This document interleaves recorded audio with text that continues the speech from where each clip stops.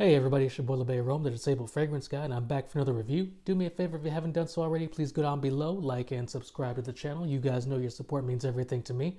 I don't do these reviews without you. Your support fuels my fire and my passion to get these reviews done for you, to give you guys information that you may or may not already have. Today's review is going to be a good one. I say that about a lot of my reviews. I hope that you agree that they're all good. But today's review is going to be on a fragrance that I experienced for the first time in 2019 at Scent Explore in New York, and I have been waiting to get a bottle. The opportunity finally presented itself for me to get a bottle of this fragrance. So today's review is going to be on Kajal Dahab. Now, I have actually worked with Kajal before. I reviewed Kajal HOMME when I was writing reviews. I wasn't on YouTube yet, but when I was writing reviews, I had reached out to Kajal and their perfumer Mo, and Mo is a wonderful guy. I had the opportunity to meet him for the first time at Scent Explore as well, so I have done that review for Kajal. I will link that down below, and you can read that for yourself. But Dahab came out in 2015. I don't know of an official classification, but I will say to my nose it is a very gourmandish type fragrance. So for the purposes of this review, I'm going to classify it as a gourmand fragrance. The noses behind the fragrance are Christian Carbonell and Rosendo Matu. And for the notes, we have on the top Granny Smith apple and bergamot. In the mid, we have passion fruit, cedar, and coriander. And in the base, we have musk, amber, and patchouli. Now, like I said, I first experienced this fragrance at Scent Explore 2019, and I was enamored. I have been enamored ever since. I have been waiting to get my hands on a bottle. Finally got my hands on a bottle, and I'm thrilled. Thrilled to be doing this review today. First and foremost, it's a very, very strong scent. I have it on skin right now. It's kind of in the mid phase. I will give you a spray on a tester card here. Very, very good distribution. Just look at the bottle with that gold plate on the front. We all know the Kajal tops have this wonderful calligraphy on it. This is a hard plastic top with the calligraphy on the front. Beautiful, beautiful presentation in the bottle for Kajal fragrances. And off the top, like I said, it's a very, very strong scent. So this room is filling right now with just one spray. However, this is marketed also, I should tell you, as an EDP, eau de parfum, but it wears like an extrait. So you may want to under apply this fragrance because, like I said, it's strong, guys. One or two sprays will last you the entire day and maybe some into the next day. It's very, very fruity and it's very, very juicy. I attribute that to the passion fruit. And what I'm getting here is a very, very realistic, it's very realistic passion fruit note. I have had Herba Pura by Xerjoff in the past, and so I'm going to compare it to Herba Pura, where I feel Herba Pura was a little bit too feminine, and I'm not saying that Dahab is not leaning feminine, because it actually does, but I think that Herba Pura, at least on my skin, played a little bit too fruity, too sweet, and too feminine, where I believe Dahab, with the correct number of sprays, does strike a beautiful balance of masculine, feminine, and just an overall beautiful fragrance. It wears better on my skin than Herba Pura, though, so that's a wonderful thing.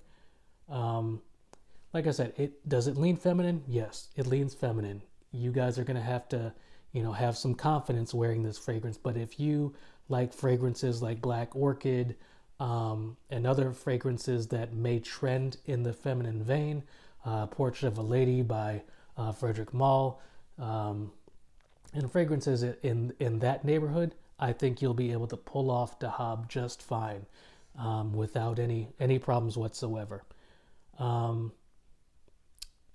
There's something about the fragrance that's really, really endearing me to it, and I believe it's the passion fruit. This is a very fruity fragrance, guys, so if you are not into fruity fragrances, you should just pass this by because it's not going to be in your wheelhouse whatsoever. If you don't like fruity fragrances, just stay away.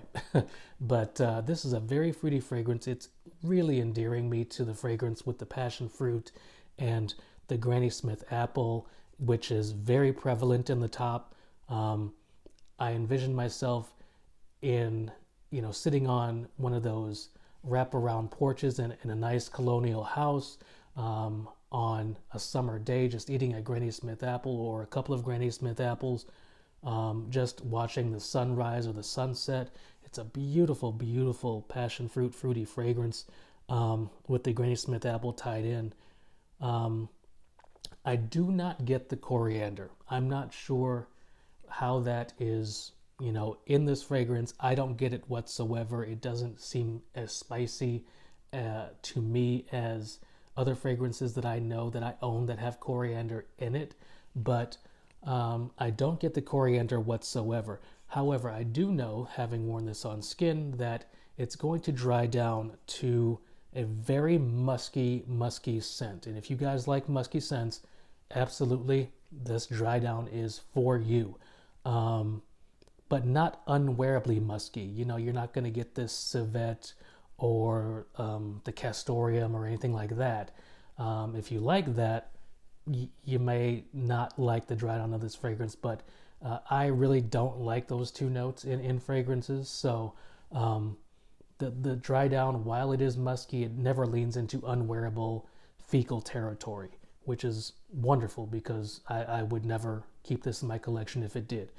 The uniqueness of this fragrance is definitely there, but it's not difficult or challenging in any way. I think it's an overwhelmingly pleasing and pleasant fragrance. I think you're going to get compliments, but like I said, underspraying is the key here. You do not want to overspray this fragrance. One or two in conspicuous places will be more than enough to get you the performance that you need. And with the performance on this fragrance, it is beastly. Like I said before, this wears like an extrait. It's going to last you 12 plus hours. You're going to be good to go with one or two sprays. 3 max. I know a lot of us are oversprayers. I tend to be one myself, but this is one you cannot overspray. I did make that mistake once. I'll never forgive myself. And speaking on the versatility, I'm still trying to figure that out. I don't know if this is a quote unquote versatile fragrance. I don't know if I could wear this to work. I don't know if I could wear this to a board meeting. So I'm going to give advice now that you may or may not take. Wear it when you want to. Figure it out. Figure in your own personal settings, in your own personal surroundings, when and where you can get away with it. Because my situations may not be similar to yours. When I do go into work, I'm in a suit and tie. I'm in meetings sometimes with officials. And so this may not be as appropriate for that setting as it, say, would be just on a casual summer day or spring day walking around the city. So, just take that into consideration before buying the fragrance or getting a sample. I would always advise you to sample first. But definitely, I think this is a remarkable fragrance. If you love fruity fragrances, if you love long-lasting fragrances, if you love creative fragrances, Kajal Dahab is definitely going to be one that you should get your nose on. I'm going to leave some links down below to where you can procure the fragrance. Guys, thank you so much. I truly do appreciate you. That's my time. I don't want this video to go too long, but like I said, if you've liked the content so far, give me a like down below, like and subscribe. Also hit me in the comments section. I'll be more than happy to interact with you and answer any questions you may have, and I'll see you next time.